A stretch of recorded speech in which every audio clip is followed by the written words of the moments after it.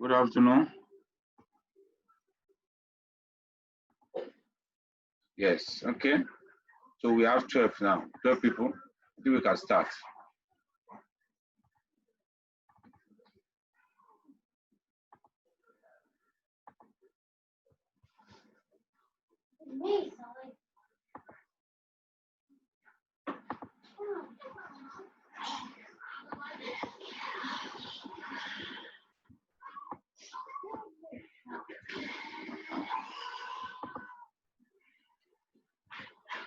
Yes, we'll look at McNemar chi-square first. So we'll be looking at McNemar chi-square and McNemar Bowker chi-square. So the Bowker, McNemar Bowker is an extension of McNemar test.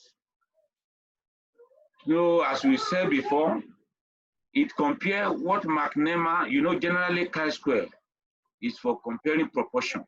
Another way of saying it is for looking at association between two categorical variables. The variables involved are categorical. They are not continuous. They are not in number. Even if they were in number before, they have been categorized to 2 categories, 3 categories, 4 categories, as many categories as. But of course, you know that the more the number of categories, the less likely you find something reasonable, especially if the sample size is not big enough. So last week we talked about the Pearson chi-square, which is used to compare proportion between category different groups, independent group. But this one is dependent group. Dependent group in the sense that if it's better understand it by example. Just like the example you're going to look at, you measure people's blood pressure. You say that you classify them to hypertensive, non-hypertensive. That's categorical. So you give them maybe after a while, maybe after you are giving them some treatment or intervention, exercise, education, many things to control the blood pressure. You measure again the same group of people. It's not separate group. The same group of people, you now measure their blood pressure and also classify them into hypertensive and non-hypertensive. Of course, there will be some that were hypertensive before and they're still hypertensive. Some were not hypertensive before, they're not still hypertensive. But you have some that were hypertensive before that are no more hypertensive. And some that were not hypertensive before are now hypertensive. So can you see now, by cross-tabulating it, you have the 4 group of people. But it's the same group of people you measure before and after. You are not dealing with 2 separate groups. That's why they call it peer group or dependent group. So actually what is the word peer is a misnomer in the sense that when you say peer, people think maybe you are peering some people. No, it's not the subject you peer. It's actually the measurement you took that you peer. So they call it peer when you took 2 measurements on the same group of people. So you peer the measurement on them. That is, you measure before, you measure after. That's why they call it peer. It's not as if maybe you have 2 group of people.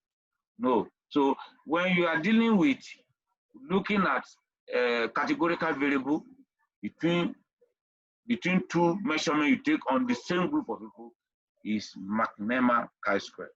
So McNemar Bowker. So McNemar Bowker is an extension of McNemar. You are going to see the McNemar is only applicable without the Bowker. It's just applicable when we have 2 categories alone of the outcome. Let's look at it. So it compares proportion between 2 related groups, repeated measure or peer observation, which I've just said, with the group they are talking of now, the group of the data you collected. It's not the people. So related group means that those group of data, they are from the same set of people, with the variable having 2 categories of outcomes, like example, yes or no. So McNemar is when the category of the outcome are 2, either yes or no, male or female. So something that what do I call it? Follow binomial distribution. Whereas whenever you have more than 2 categories of the variable, that's where the McNemar Bowker will come, which we'll talk about later. You see, sometimes when you do this formula, just put it here, you just forget about the formula for now. And let's look at this table example. This first table, you will see that is 2 by 2 table.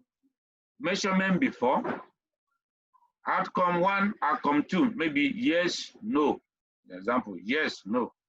So when you measure after, outcome 1, outcome 2, yes, no, the same yes, no. It's only that this is the first measurement you take along the horizontal, the second measurement you do along the vertical. So when you look at the first set it produces, you will see I color C and B, then A and D are white. If you notice the A and B that are white, they are the concordant cell. The concordant in the cell, we have 4 cells, A, B, C, D. All these periphery, they are just the total. They are not part of the cell. They are the total. Now, A and D, you can see A outcome 1 for that those people that have outcome 1 before and after. So they didn't change. Then D, they have outcome 2 before and after. They did, so those ones they are not part of what you use to calculate McNemar. What you are interested in is this change. Just like the example I gave, the blood pressure is the example I put below here.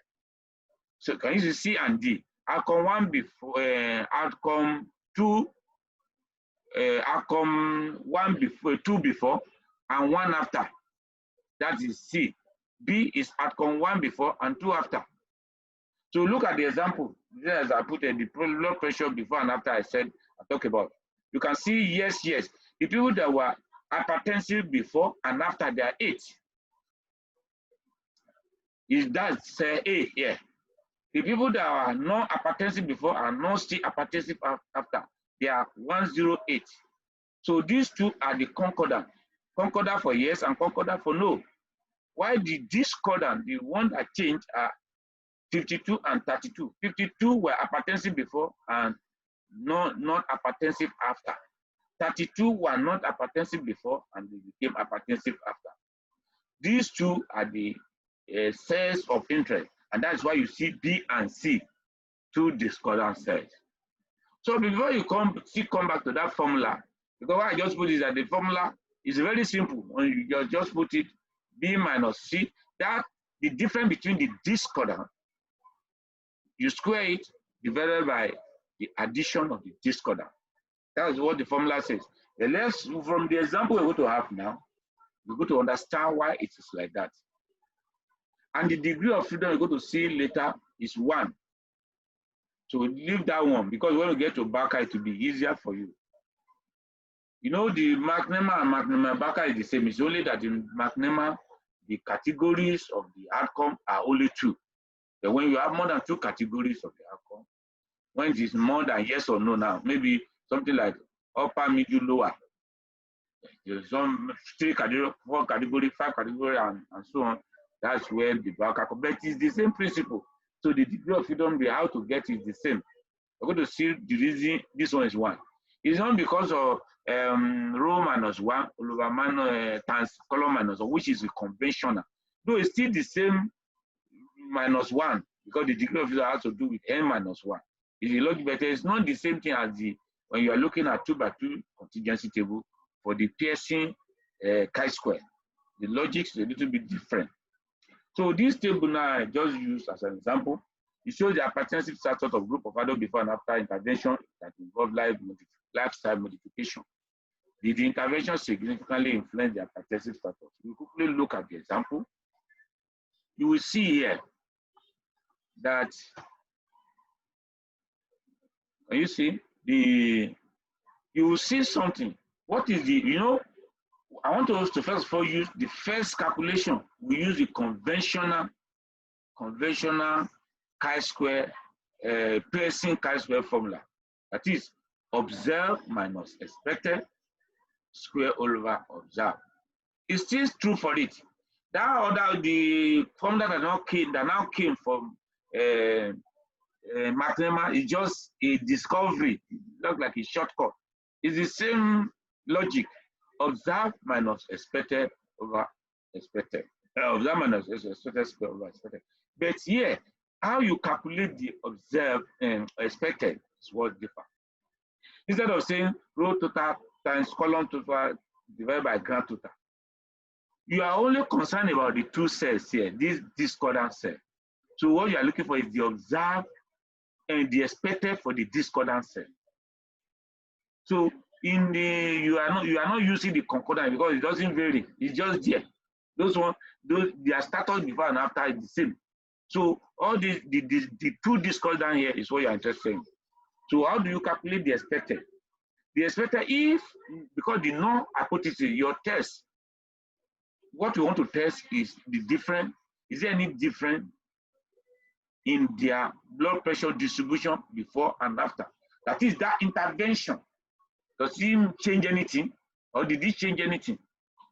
So in the null hypothesis, we say there's no difference between the distribution before and after. That is, there's no association between the intervention and the blood pressure, or the attribute, the event. There's no association between the factor or the intervention or the factor and the event. So that is what the null hypothesis says. If there is no difference, actually, the people that move from yes to no should be equal to the people that move from no to yes. That is, the people that were yes before and became no after should be equal to the people, the numbers that were no before and became yes after. That shows that this B and C cell, is it B? Yes, B and C cell should have the same value in between them. That's meaning if no hypothesis is true. So the expected value should be the same. So that is the logic now is that that's what I put here.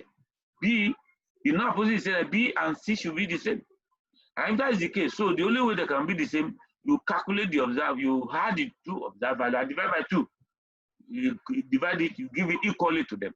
And that is what we do here. And you see, this example now, 5 plus 52 plus 32 divided by 2. So you divide, you add the 2, you divide into 2. So each of them will be 42 as the expected value. If you feed in this into this equation, you calculate it. So what the implication of that is that you don't need 4 cells. Even though it's 2 by 2 table, you don't need all the 4 cells to calculate your chi-square, unlike the Pearson chi-square. It's only the discordant cell, the 2 discordant cells. You just use the same formula and you get the answer. Now, let's now look at the alternative, the shortcut. In the process, the intelligent people now discover that if you just say the difference between the discordant, just say 52 minus 32 square. Either you say 32 minus 52 is the same because you are going to square it. So the negative, if you put the smaller one first, you say minus bigger one, it gives you negative. But when you square it, it cancels out. So it doesn't really matter. So it's just a difference between them divided by the addition of the 2. When you do it, you get the same answer. So it's very simple. And that's why the online okay, the difference between the discordant set, the square divided by the addition of the discordant. It gives you the same instead of you wasting time. So instead of going long way to be calculating, it's very simple. And as I said last week, as simple as it looks, when you use machine or a software to run the McNemar, it doesn't give you the answer. They give you the p-value. So, but thank God it's simple to calculate. So, I don't know the logic. That is why human brain is still more powerful than computer. Because actually, computer is the process, is what to process there that bring out. So you cannot reason otherwise. You cannot reason outside what has been programmed there. Now, you may say, okay, it's not human being that programming, and why can't the human being discover a way of putting it there? Well, but the issue is that when you run it, you can use hand to calculate. It's very simple, but you cannot calculate the p-value. The computer will give you the p-value. But as you can, somebody has a question last week that the McNemar Bowker you are going to see. Is it the same principle? How will you formula for calculating it if you cannot do that? You cannot give it to you. But I have good news. That one, the computer bring it out. I don't know why the computer cannot bring the McNemar, the 2 by 2. When you are having 2 by 2 table like this, the computer cannot bring the McNemar out. But for others, it brings it out together with the with the p-value. But there is a way you can calculate it, but it's just rigorous. So the essence of calculating demonstrates for you to have the concept, to understand the concept. You may not need to, unless if they are writing an exam where they ask you to cram something and ask you question concerning that. But to me, I would rather, if I'm the examiner, I would rather it tells you if you can use machine to do, you know the logic behind it, and use machine to run it. Now, let's just move. All these other ones, they are just talking about whether it's significant or not. So we'll still talk much later about the degree of freedom, that is one. So I think that is all about McNemar, but how do you run it? This same example, we put it in SPSS. You know, in SPSS, it's just the same cross tabulation, the way you run your person chi-square. So the only things that, of course, they are in parallel. So this is masking it. In parallel in the sense that the before and after, they are different variables. You know, vertically, you enter the before, then you enter the after, vertically. When you run it, you just go to descriptive, cross tab, just like the other one. You press. When you press it, you move the before to the row, space called row, move the after to the space column. I now click on statistics. When you click on statistics, you click on McNemar instead of chi-square. McNemar. Though it's a form of chi-square, follow chi-square. But this one they put chi-square is Pearson chi-square. When you click on McNemar and click on the OK, it gives you the result. Can you see? Can you see the same table? But you can see that McNemar test, there's nothing there. It only gives you a space and number of cases, 200 at 200. And I'll give you p-value. So this one is significant, 0.038. They didn't give you the statistics as I've said. Even if you use other software to do it, I've not seen the one that I've given. If you have seen one, let me know. But will give you the p-value. Now let's look at the McNemar Bowker chi-square. Quite interesting. In this case now, given n subject from which measurement were taken twice before and after, just like what I said, it's the same thing before and after. With the outcome of each measurement assigned one of the K category. So it's not two categories, that's why K category can be from 3. That is though you cannot, it will not be 3, maybe 4, but it's more than 2. Why the other one? Though the other one, the McNemar is K category, part of it was part of the family, but because we know it's the 2, you can easily say 2 category of the outcome. Like for example, when you socioeconomic class, upper, middle, lower, there are 3 categories. So it's not 2 categories. That's the example, and that's the example we use here. But before we get there, the situation can be represented as K by K. So you know that because it's the same thing you are measuring before and after. If the category is 3, so when you cross tabulate, it will be K by K. That is 3 times 3. You're going to have 9 sets. So if the category is 2, like the McNemar, that's why it's 2 by 2 table. 2 times 2, 4 sets. If the category is 3, you give you 3 by 3, 9 sets. If the category is 4, you give you 4 by 4, 16 sets. 4 row, 4 columns, 16 sets. If the category is 5, 5 by 5, 25 sets. 6, 6 by 6, 36 sets, and so on like that. Now, what the null hypothesis is testing is quite interesting. Don't worry, let me just flip through here, go to example, because this one, sometimes we put the table for academic purpose. But I like explaining. I don't like using something that is very complex. Even if you are going to come back to it, I want to use something that is very simple. So let me just skip this one. Okay. So what this one is saying, okay, before I go back to that those first slide, can you see example? The example we give here is the table below shows the socioeconomic class of the group of adults before and after a COVID-19 pandemic. Did the pandemic significantly influence their socioeconomic class? No. Before and after, maybe some people they are socioeconomic class, upper, lower, middle. Some people may become poorer, later on, some people may become richer. So as social COVID-19 pandemic affected the socio-economic class. The socio-economic, there are three categories. So when you constability, can you see now? Upper, middle, lower, upper, middle, lower. So it gives you a nice size, those one in the middle. Now, Cs, you will notice, Cs is the people that were upper before and after. 36 people that were middle before and middle after. 93 are people that are lower before and lower after. Those are concordant. Those concordant, they are along the diagonal. The half the diagonal are the discordant. But the discordant, if you look at that, I color them pair in a pairwise. Here now we have 3 on this side, 3 on the other. We have 6 discordant because 3 by 3 make 9 cells. 3 are concordant. That should the remaining 6 are discordant. These remaining 6 that are discordant, they are not just like that. They are in pair. Look at the one that are in pair. I've given them the same color. Look at this one that look like maroon. 14 were in middle before, and they became up, and they were upper before rather. They became middle after. While 17 in 7, this 7, they were middle and they became upper. Can you see? So this pair is between people that change between upper and middle, upper and middle. This first color is people that change between upper and middle, upper and middle. Then this green, this one, 15, they were upper before, they became lower.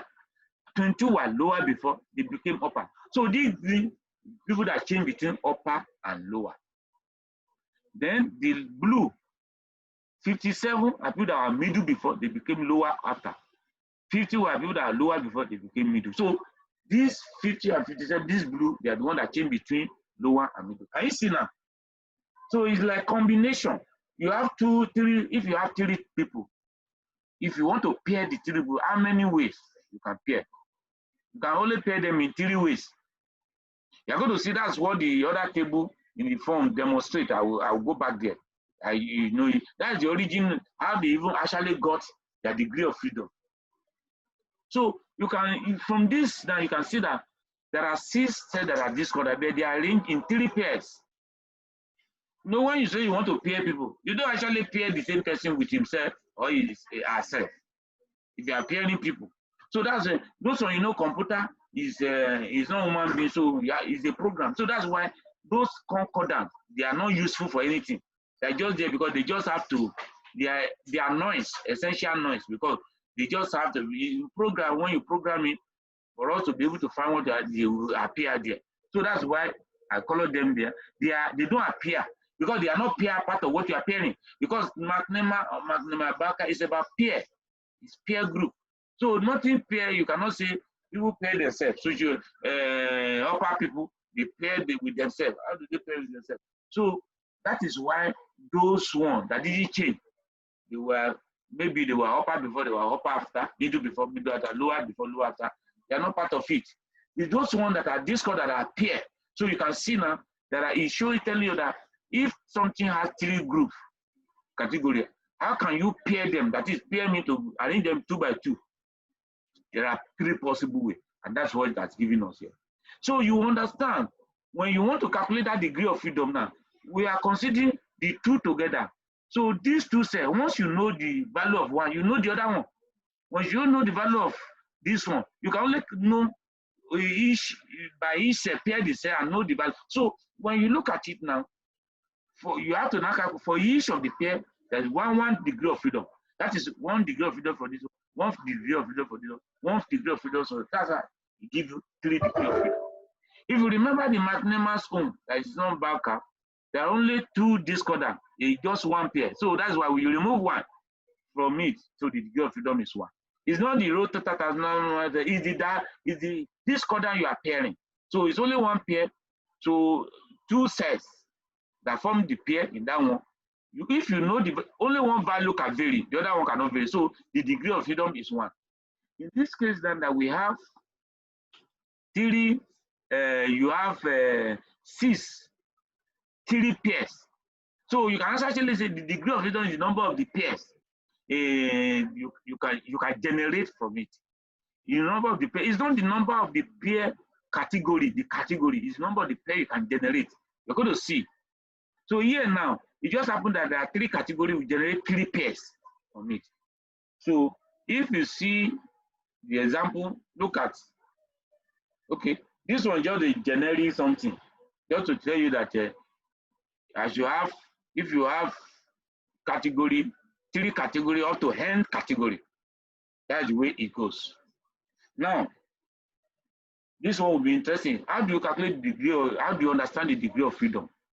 So if you look at it now the first column in this table is number of categories, K. That's number of the category is K. So the first one, which is 2, is the McNemar. The remaining one, 3 to infinity, is McNemar Bowker. Now, this second column is number cells, K times K. That is number of category times number of category. Give you, like this one is 4, 9, 16, 25, no, 6 times 6, 36, 10 times 10, 100. Number of cells you can have. If you have, maybe you are using a scale, like a scale that up to 10. Just do this up to 1 to 10. You constantly give you 100 cells. Now, percentage number of concordant cells. The number of concordant cells is usually equal to the number of category of that outcome. Can you see now? Because those are the ones when each of them pair with themselves, which is a noise, and they will be along the diagonal. They form the diagonal, so the number. Then the number of discordant cells now is by removing the number of concordant from the total cell. So the number of this concordant cell actually does not actually mean that it doubles the number of the categories. If for the McNemar, the simple form is the same as the number of categories. For the second one, which is in 3 categories, it doubles it. But the fourth one is not like that. Can you see 12? It's not that it's just double, it's more than double. So all you do that you remove, if you remove the number of discordant and concordant from total, it gives you the number of discordant. Now, how do you know the degree? Easy. Though the degree of freedom is the way you know it, the logic behind is what I've taken you through. It's the number of pairs. So the number, like now, if you have to say the number of pair of, okay, maybe I should have added another column here. The number of pair of discordant cells. Yes, the number of pair, we had the number of pair of discordant cells. Of course, the number of pair of discordant will be half of the number of discordant cells. Now, when you now come combination, how many times can you pair a particular thing? So if there are 2 groups, you can only pair it once. And that is, how does it happen? The formula for combination, remember, combination is combination NR. What it means that if you have n number of things, items, how many times can you arrange it? It's not arranged by say, combine it hard way. That is, if the first one is, we are talking about pairing, about McNemar Bowker is about pairing. So that is why our arrow here will be 2. Can you see? But the number of if you look at down, the arrow is 2 because it's about pairing. You are not arranging it maybe 3, 3, 3, but it's 2, 2.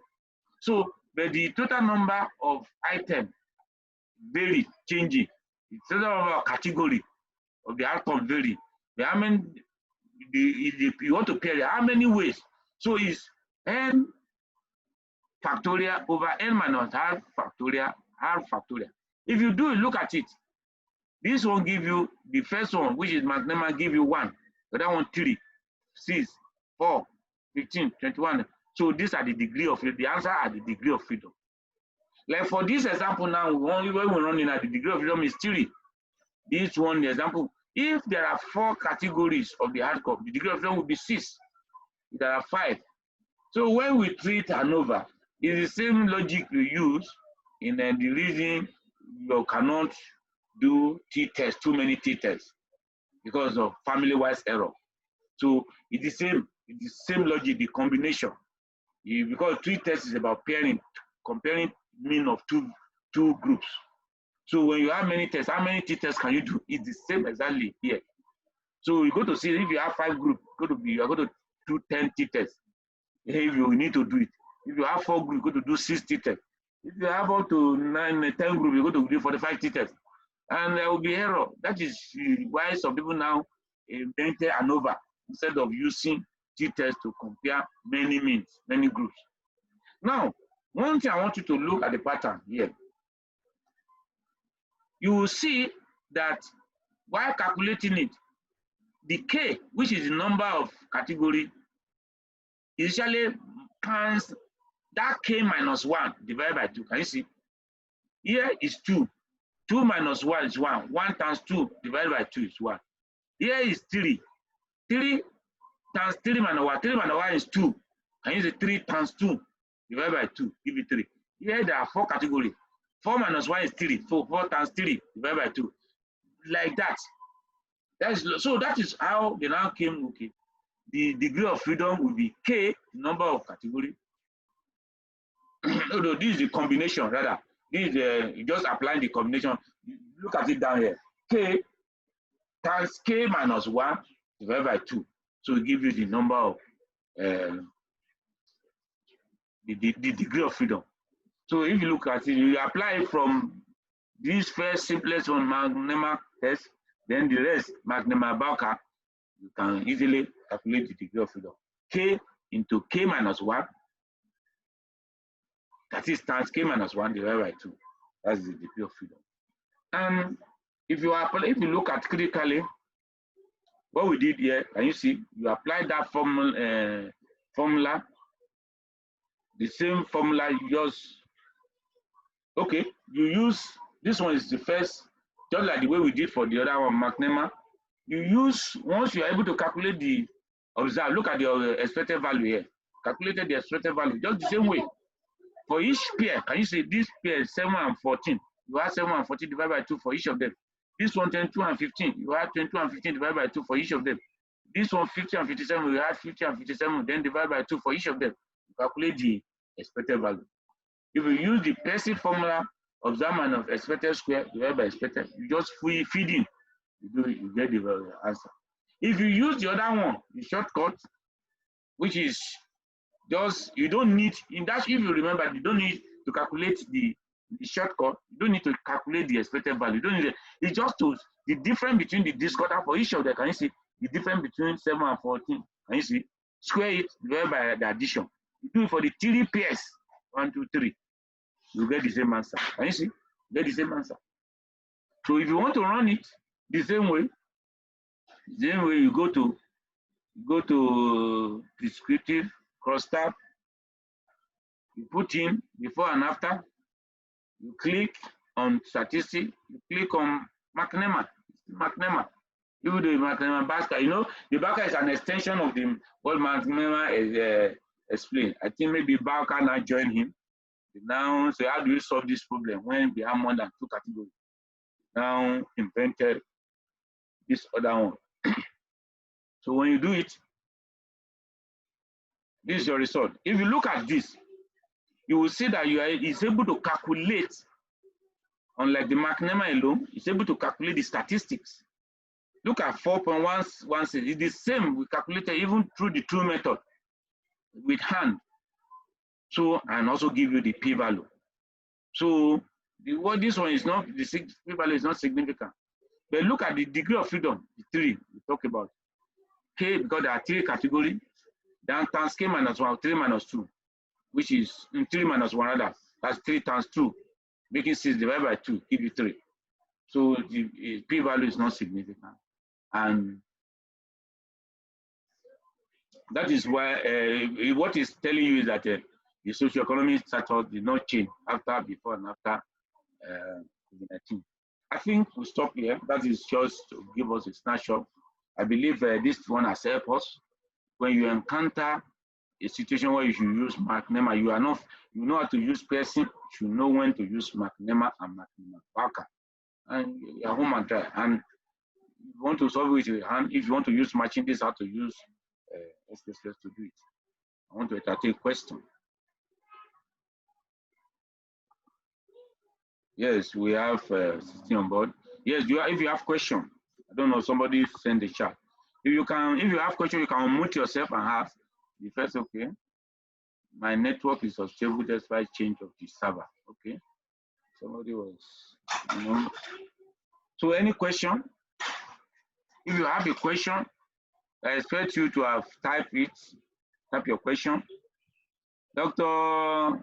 Ikovo, well done. So if you have a question, I expect you to have typed it. Or if you have not typed it, just unmute yourself and ask the question.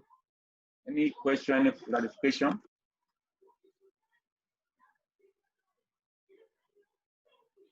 There's another chat came in. Let me see. Thank you very much for this session. Okay. Okay, well done. Dr. Juliet from Maduguri, from Enugu. Yes. Any question is okay, it's very clear. Because sometimes when you don't have question like this, because it's either that everything is clear or you are confused. Ugo, you want to ask question? Yes, sir. Please, I wanted to, because it kept on breaking, I wanted to look at that formula again for the McNemar Bowker. Because yes. I didn't really, the formula in terms of how you paired the discordants, how you did it. I just wanted to look at that, just to explain that portion of the slide again. Okay, I will do that. Somebody sent, I will do that. Yeah, I will do that. Let me respond to this. Some people sent, well done, confusion is both the column and the row are same in McNemar and Bowker. Well done, somebody says the confusion. It's not a confusion, we're explaining. I think it's the same thing Ugo is asking. Then, if McNemar Bowker is significant, how will you know the point of significance? But, okay, let me go back.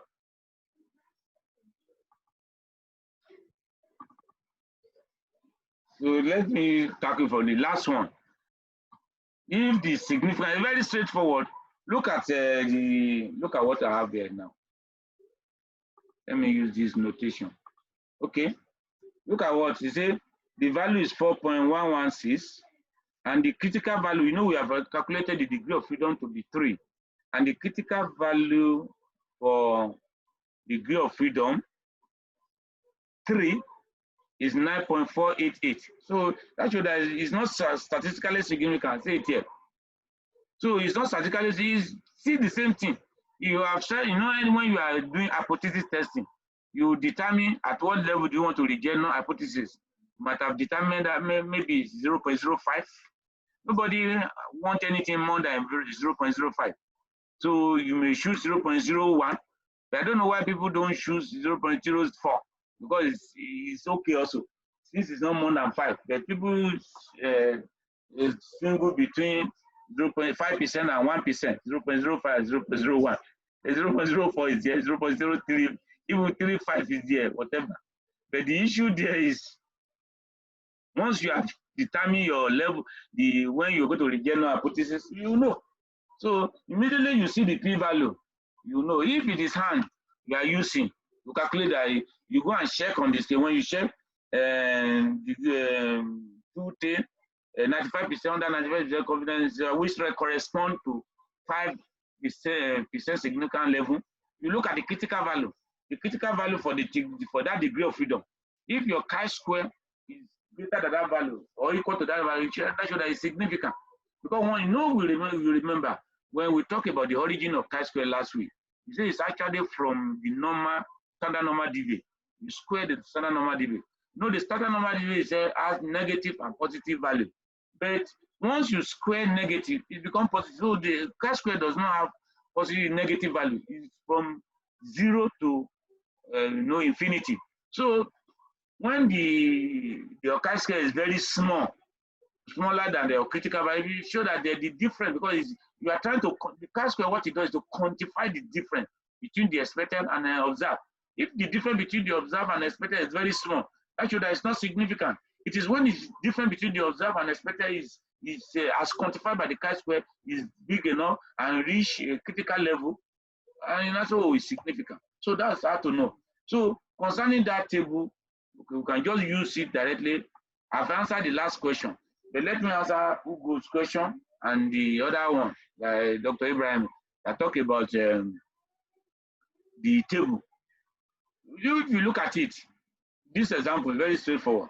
Socio-economic status before COVID-19 and after COVID-19. Some people, when you assess, you go to the field, you assess some people, you gather 300 people, you ask for you measure, you assess their socio-economic status, whether you use education combined with your income and a profession, whatever you use to assess, to place the person over upper, middle, and lower. When you do it, these are the values. When you go back after a while, after the COVID-19, you go back to the same group of people. It's not different. It's the same 300 people. So you go and do the same thing for them to reassess. You're going to see that some that were upper before, they will remain upper even after. Some that were upper before became middle. This is number 14. Some were upper before, they became lower.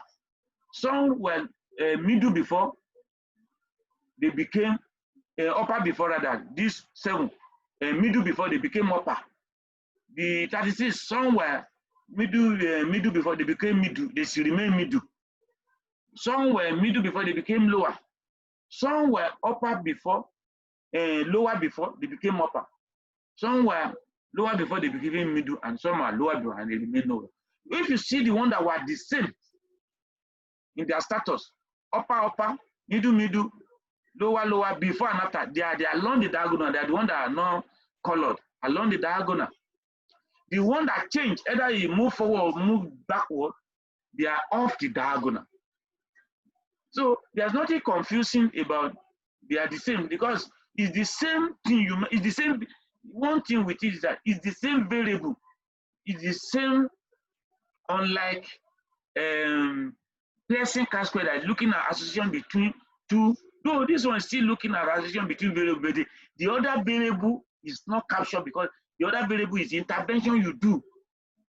So you do intervention, but how to know the effect of the intervention is not by how do you measure that intervention. The way to measure that intervention is to measure that your outcome variable 2 times to see if there's change. Is this change over the time that is the effect of your intervention? It's quite different from the person that is looking directly both the outcome and the exposure. You measure them, like the one we talk about sex and socioeconomic status, or level of education and socioeconomic status. So level of education is the exposure, socioeconomic status, class is the outcome. So you can measure both of them at the same time. But this one now, you want to measure the effect of the intervention, but what you want to have to get the effect of intervention is that you decide to say, okay, I will do it 2 times for this group of people over time. If there's change, if there's any change in it, that is the logic behind this peer sample. And since why it is chi-square, because it's categorical in the sense that the outcome measure, the socioeconomic status we are talking about, the outcome is categorical. You categorize people, even though it's ordinal. But it's not necessary that it's ordinal. This one is just ordinal. It may not be ordinal. It may be it has to be ordinal, because if something has to change, it has to be ordinal. So if you look at it for something to change, that must be, it has to be for it to change, to see the effect, something change. So if you look at it now, I don't think there's any confusion. That's why you see the same upper, middle, lower, upper, middle, lower. The difference is that this one is before, this one is after. Maybe, okay, maybe I should have changed the and put before and after. Then I know that I've answered Dr. Ibrahim. So Dr. Ugo, have I answered your question with this explanation? Yes, sir, you've answered it, but it was the formula now, like how you, like I was looking for the formula. Okay, I think the formula that you used. Oh, okay. No, I used 2 formulas. Don't worry. I used 2 formulas. You can either use the normal Pearson formula, which is the first one, or look at the second formula is the shortcut. Yes, I'm now. So if you use the Pearson formula, look at it. Observe minus. Yes. I say it's the same logic, but the only difference between this and that is the way you calculate your expected value. That's what differs, Yeah. make it differ from the way you Okay. you can use the same formula. Another thing that differs that is only the discordant cell you are putting in. You are not putting in everything. Unlike the Pearson, chi-square. put a Pearson chi-square, you put in all the cells to calculate. Yeah. Then in the McNemar and McNemar Bowker, you only put in the discordant cell. You don't put in the one that didn't change, the concordant. You get it now? Because it's about pairing. And there's nothing, it's just like you now. Can you pair yourself? You have 3 of you. You want to do as a, if you have 2, they want you to pair. If you have You 3 of you, you cannot pair yourself. There are 3 ways you can pair 3 people. If you say A, B, C, you are A, another person is B, the other one is C. You can say A and B can pair, A and C can pair, B and C can pair. Those are the 3 ways. It's the same thing because we have 3 categories of outcome here. They can only pair themselves 3 ways. That's why you see the pair. There are 3 now. Yes or not? So the other one where they are pairing themselves is when is the same logic when you are doing correlation matrix. It will bring where they correlate with themselves. You don't need that one because correlate yourself will be 1. But because there's no way you can do mathematics without, when you want to present it, it has to be there. It's noise, it's channel noise. That has to be there because there is a logic. When you program something, it will come out like that. The computer has to come out like that. So those ones that are they are not useful. See all these ones, the diagonal where they pair with themselves, they are not useful in this calculation because two things cannot pair. Upper. How can upper? You say why they pair with themselves? Okay, you understand now? Middle, lower. No.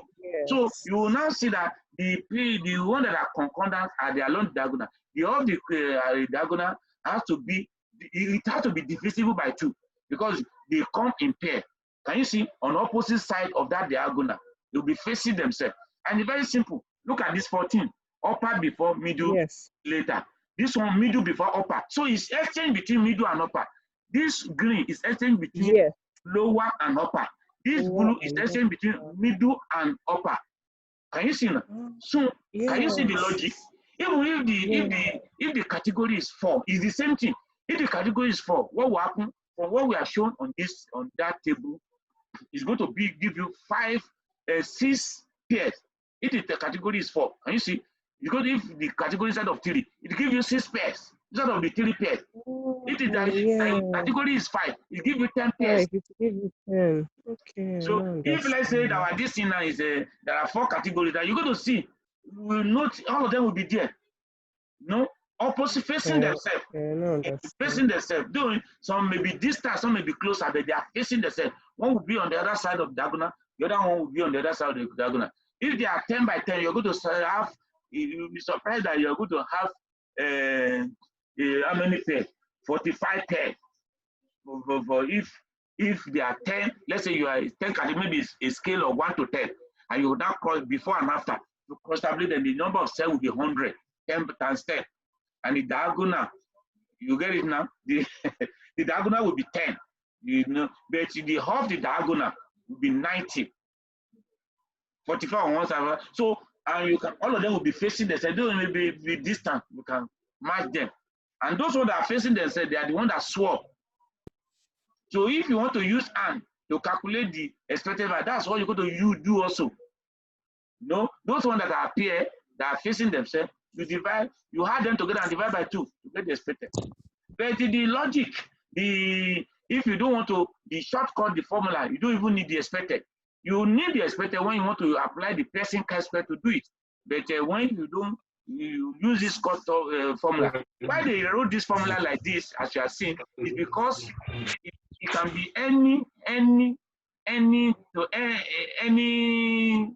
pair. It can be to any category, 10, 11. That's why they cannot, statistically, that's why they say Nij minus Nij. It's telling you the N minus the N on the other side of the diagonal. It depends on which, the location. So, and that is why this other part of this formula is just the degree of freedom, don't you see here? And that is why I did the table, so that you can conceptualize it. And I also did this table, draw this table. I don't know if It's clearer now. Some people were, somebody was, like somebody, okay, maybe we have more questions. Dr. Ore, welcome. Dr. Okon, welcome. So let me read, there are some questions. I will need a catch up with the audio. Yeah. Then someone say, thank you, sir. Please, can we have an example in form sentences to inform them to know how to fit into the table? Thank you, sir. Please. This, please, is the diagonal indicating the degree of freedom? So is it because, maybe because the network is taking you off, on and off? In case any other person is sharing the same, okay, let me read the other question and go further. Let me read like the other question. The other question. Okay. There's no, I need to, okay. Then I mean, can one dictate the class? Sorry, I mean, can one dictate the class of socioeconomic class that is significant if p value is signed? I don't know what you mean by if p value is signed. Okay, which one, which class is significant here? Okay, I'm coming. Maybe if I understand what you mean. Thank you very much. I'm trying to read other question. Okay, these are the questions I have for now. Okay, that's great. Okay, somebody, is the diagonal indicate? Let me go back there. Somebody is asking, the diagonal indicating degree of freedom. I've explained it. The diagonal is not indicating the degree of freedom. How to get the degree of freedom? Let me just go back. Okay. Yes.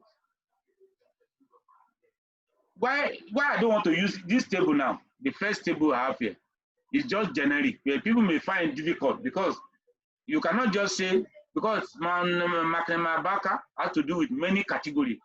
There's no limit to the category you can have. So that's why I didn't put 4.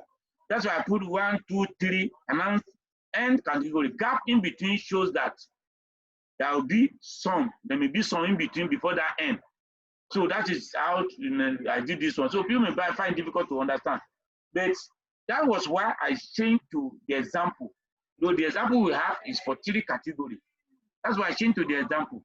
The 3 does not mean the number of degree of freedom.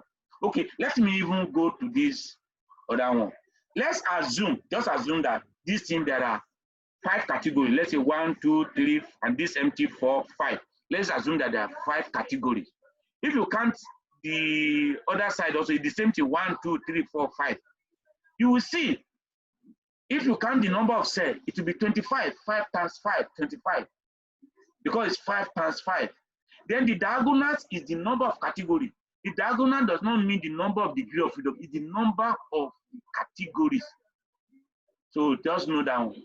Why the of the diagonal does not actually mean that it doubles the number of the category or the of the diagonal, for you to know. Remove the diagonal from the total set. Like this one now, there are 25 sets, 5 times 5, 25, and diagonal is 5. That shows that we have 20 that are off the diagonal. If you divide it by 20 with pair, it will give you 10 pairs. And that 10 pair is the number of the degree of freedom. So 10 pair, so the degree of freedom for this one will be 10 if there are 5 categories. And that is why what I did here, look at it, there are 5 categories. The degree of freedom is 10. Because when we look at this formula from the combination, you're able to look at, that's why I put this one here. Okay, let me put the annotation, the touch.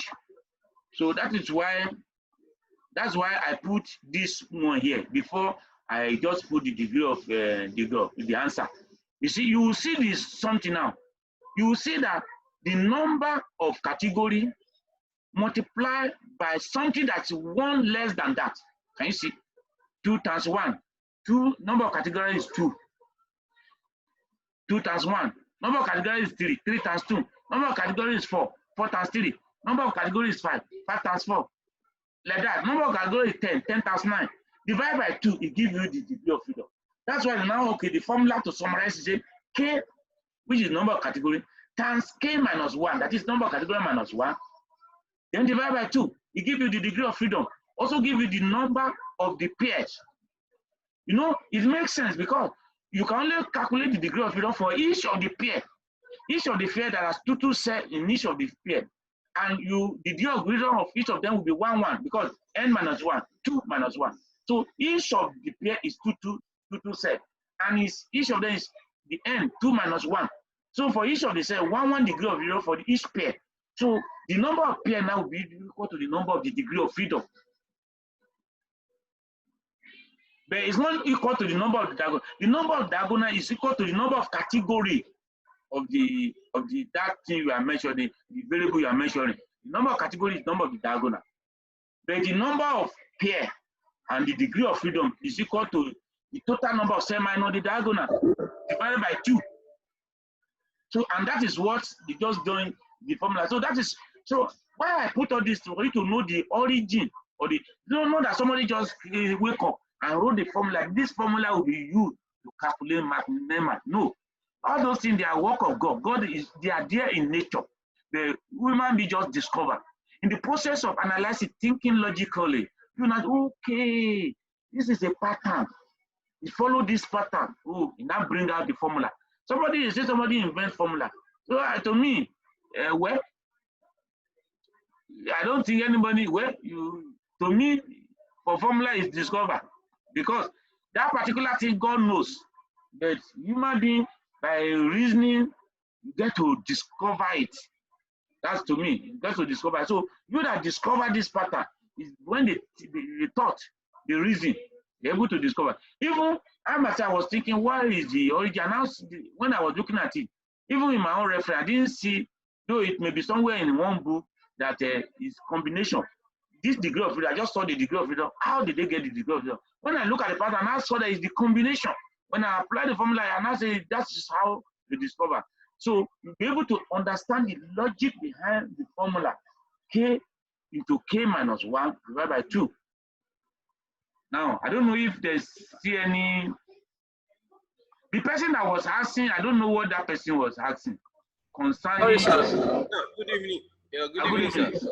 Yes, sir. Yeah, what I meant is that if there's significant difference, yes, from the example you gave, yes, that the socio-economic status of the patient of the people before COVID-19 has changed, how do we then know the difference?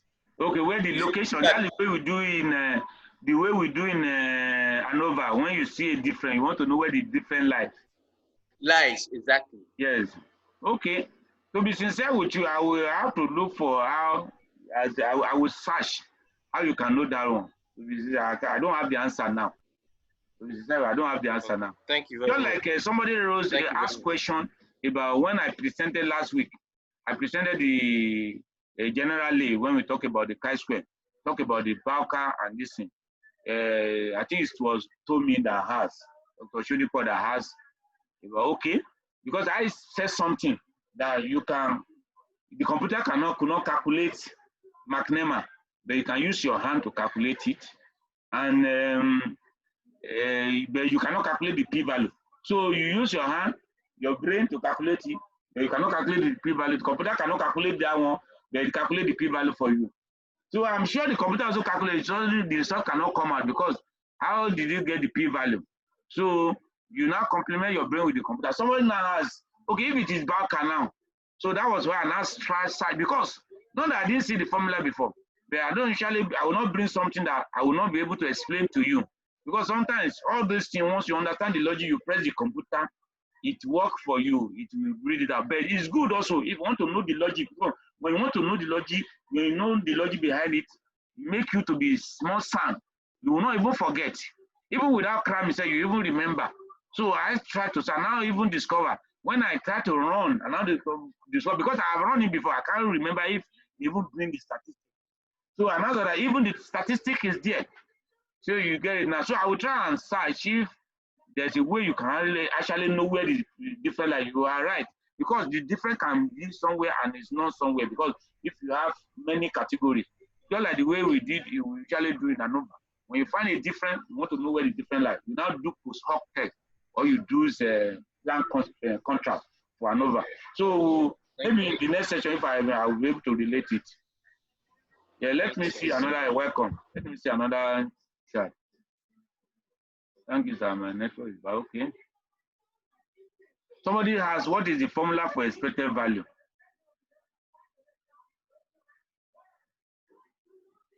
The formula, there's no, if you look at it, the formula is if you remember, expected value is something minus 1. Just know. If you are dealing with maybe you are dealing with quantity where you are considering the whole of the sample, n minus 1 is the expected value. But when you are cross-tabulating, so the number of row minus 1 is the expected for that row. Number of column minus 1 is the expected for that column. But because it's row and column, you now multiply. So that is why for 2 by 2 table, the degree of freedom is for contingency table. For independent, when you are dealing with independent, for contingency table, the degree of freedom is row minus 1 times column minus 1. But for this one, because you are looking at the pair, the degree of freedom is very, the expected value, sorry, I think it is about the expected value. The expected value for the other one, you say row total times column total divided by grand total. But in this one, you are considering the pair. The pair. So each pair, well, if I'm not missing it, the question the person is asking is about, yes, all about expected value. Let me go back there because it's very simple the way we calculated it. The expected value. It's very straightforward. Maybe when I was talking, the person, maybe something distracted the person. Because look at it. We even started with, if you we start with the McNemar's own. Look at it, the way we did it. The McNemar O. We said that it's only the discordant cell. You are not interested in the concordant. Look at it. You are not interested in what is happening. That's why I didn't even put the value 8 and 108 here. 108 here. You are not interested in what is happening in the concordant. It's the discordant. The discordant, if the null hypothesis is true, look at it. B will be, both of them will be equal. The two pair discordant cells should be the same. So how do you, if they are the same? So all you need to do is to add the observed value together and divide by 2. When you have the observed value, you divide by 2 for each of them. That will be, so that's why the expected value will be the same for the pair. Look at it. If you come to McNemar now, can you see the expected value for each of them? Look at this pair. It's the same, 10.5, 10.5 here. This one, 80.5, 80.5. This one, 53.5, 53.5. So just by adding the two pairs together, the observed value for the two pairs, and divide by 2. That is the expected value. So I think I've answered the question. Any other question? If there's no question, that shows that. So I will recommend some of you the training we had last weekend. It's all about comparing proportion, then odd ratio and measure of association, odd ratio and relative rate. So we talk about in depth on this chi-square determinant type, yet corrected, and likelihood ratio. Even feature is that when chi-square, we run them. When chi-square is not valid, we see the value, they are not valid. How do you run? We also treated the measure of goodness of it, because the way you run is quite different from the other one. So you do, it's not the same cross tab you go to do the measure of goodness of it. Then the McNemar and McNemar Bowker, with all these examples, we look at it, we run them. And we allow on the Zoom also the participant, you are a participant there, I will allow you to share your this thing. I'll tell you this is what you do. So you share it, and on the Zoom, from your own experience at this one, you run it. So I would recommend, because some of these things, if you don't do it practically, that feel like theory. So we did the last batch, the first batch last weekend. By Friday, Saturday, Sunday, we do the second batch. I would recommend that all of you subscribe. When you subscribe, you see that live, all these, because you have all these things I'm calculating with you. I have the data. I share the data with the people that subscribe. Then we run. you'll be doing the running. I will say, okay, Sheon, click on your own, share with us. I allow you to share from here. You share with us from your computer, your own SPSS, do this. So when you do that, you discover it will stick more. The issue is about theory, the practical, theory, practical. That's where it sticks. If it's only the theory, you will forget it. Yeah, and without the theory also, you cannot understand the practical. You won't know what to do. Yeah, doctor. Thank you, sir. God bless. Okay. I see if there's any question. Somebody said the timing for the training. Okay, is it the weekend training or this one? Okay, the timing for the training. Well, I think that's the best time we have already. I don't know. You can chat if you don't want to talk. What time? You mean that the 6 to 8:30 is too close, or it should be later? I thought maybe because during the weekend, people also like Friday, Saturday, Sunday, you will still do some other thing. Then in the evening, before 9, between 6 and 9, we do the meeting. I don't know if you suggest what time is good for you. Let's see. Because I know that many people have different schedule. I understand. Yes. Okay, I'm trying to. What's the networks by? Any other question? I don't think there's any. I'm checking the chat. So somebody is saying I should give example sentence. Hope the thing is solved now. You can see the example we give is very clear.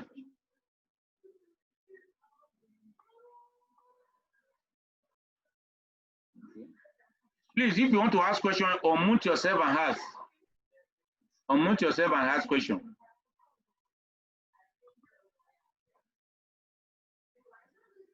Okay, somebody sent chat. Yes, so I say when is the next training? I don't know. The next training is this weekend. I send it to. If you, this person that is asking question, if you are not on WhatsApp, type your number or chat your number so that I can include it on WhatsApp. You can chat your number if you're on, because if everybody on the WhatsApp group, they receive the alert for the training. They receive text, WhatsApp message, and receive the banner. Please chat your WhatsApp number. You can chat it privately to me. You may, if you don't want to. You can chat it privately and let me add you to the WhatsApp group. The training, the next one. Okay, thank you. I've seen it. The next one is Friday, Saturday, Sunday, 6 to 8:30 on Zoom. But once you indicate it, I can. If you don't have SPSS, I will send it to you. You can. And if you have Gmail is preferable. If Yahoo Mail also is okay, but if you have Gmail, it's preferable. If you send your mail, I will be able to send it to you. When you subscribe, I will send. If you don't have SPSS, I'll send to you.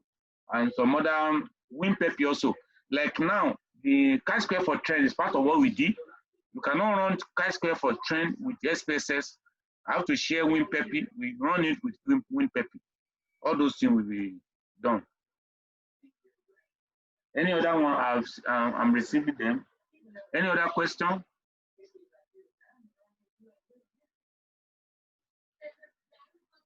Any other one?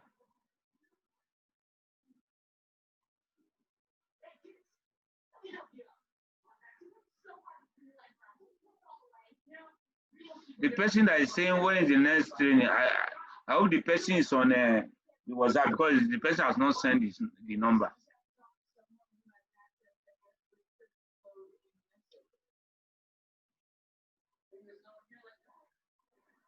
Another question?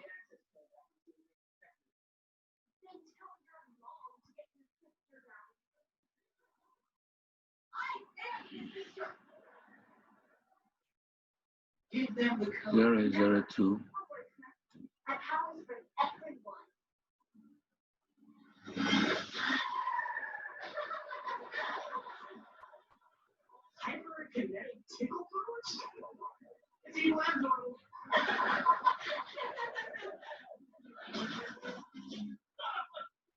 Okay, that's fine. But the person is on WhatsApp. but you will send the training to the WhatsApp. It's there. I will still forward it also again.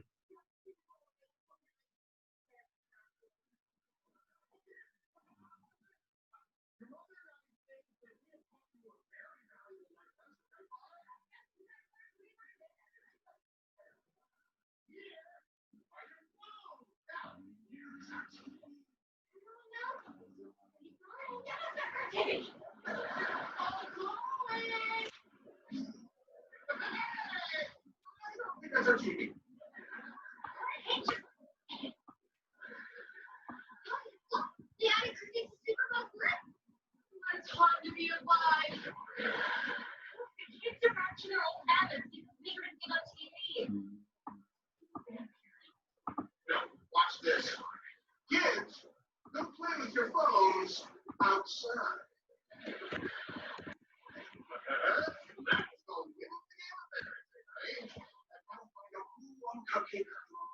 Just getting on it out, baby.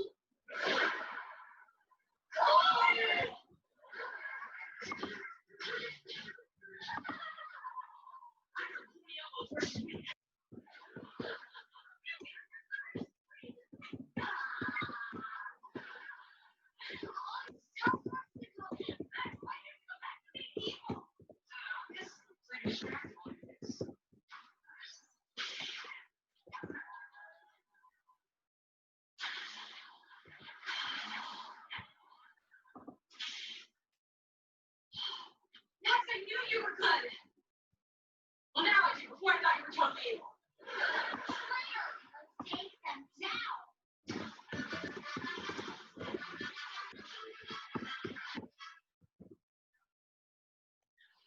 You're shooting these powers out a lot before. They hurt us really bad. What's out here from my hands? Because there's metal in your watch. Someone do up with me, baby.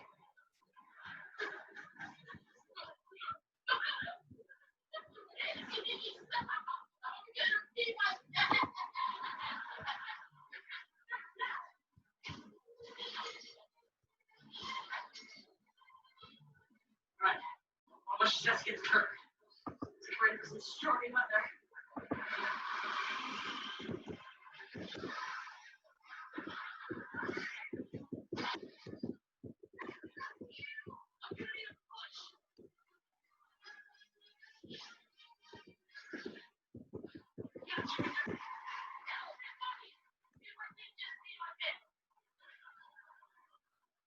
Sorry, kids. I told you, evil doesn't pay. Really? Because there's got to be like tricked us.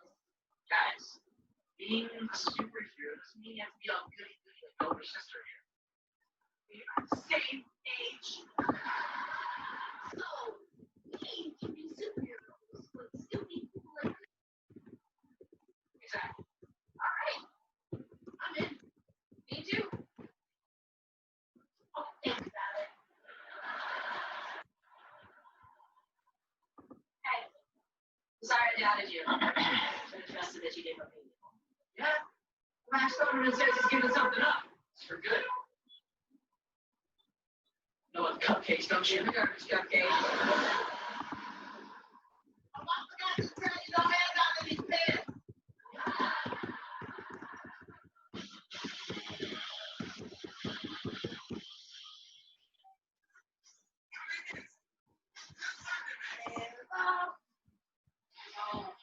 Designers are back and bigger than ever. Yes, more action. More dinos and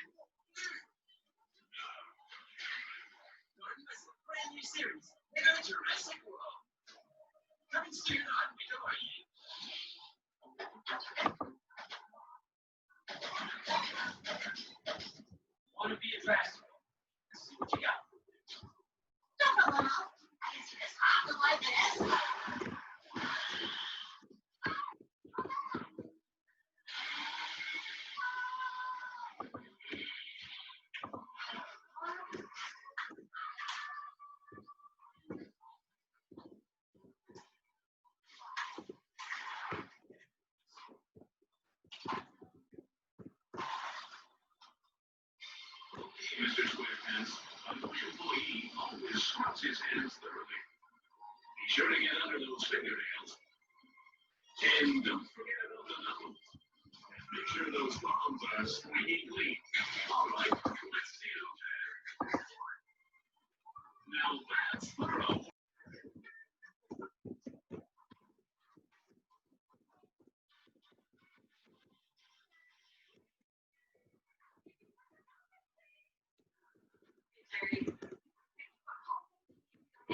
You didn't. First of all, Jerry, when you come out of the championships, if we win, then make the sequels. Call them. People have one job. What if they lost the horns? What if they never got the horns?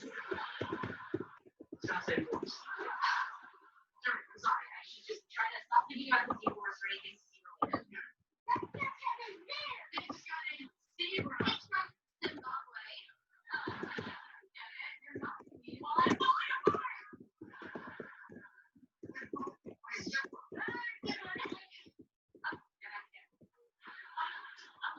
Incoming call from Super President Cleveland. Hello, President. I have bad news. Really? No, I just spilled my coffee. Okay, it's all the way. Well, because it is. Okay. That means you is the Big Boys Championship.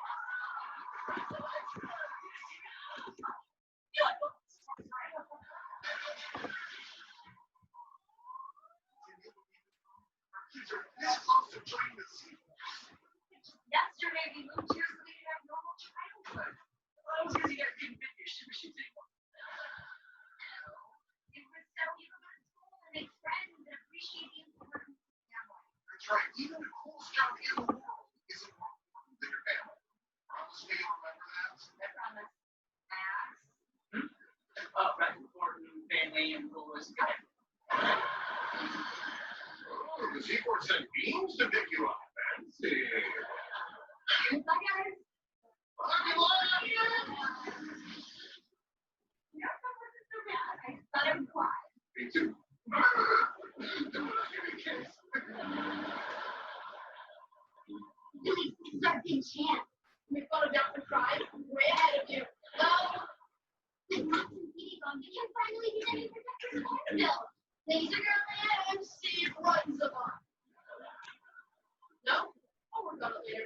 Now I'm gonna put on my super suit. That's my super suit.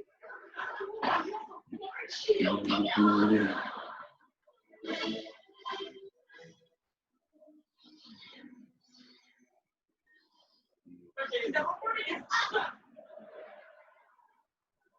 around Petey. The one in this room. Come on, Max. Talking to you for the same spot doesn't mean to give it. Hey, Well, like dating in hands. Jimmy, this is my brother Max. We're competing for the same spot. you need to go. Starting from the phone. Easy.